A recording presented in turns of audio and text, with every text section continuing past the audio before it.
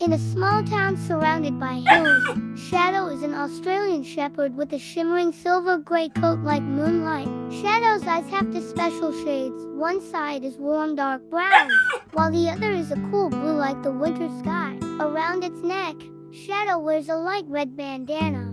Lovingly, Mr. Mark frequently goes to town every time he left, Shadow would stand at the entrance of the house watching him go, then quickly run. This time was no different. Shadow lay on the old wooden bench at the station. One day, Mr. Mark did not return from his trip. Shadow still went to the station. Frequent travelers are familiar with the image of whether it's sunny or rainy, Shadow still stands tall, with bright eyes and keen ears. Moved by Shadow's loyalty, the townspeople began bringing food and warm blankets. In winter, the snow covers the Shadow curled up under the thick blanket left by a child in the village. Nevertheless, many years have passed, but Shadow has not given up, and still the image of the loyal dog has become a symbol of the town. A small statue every day, Shadow still lingers, waiting for its owner. The Shadow waits for its master to arrive.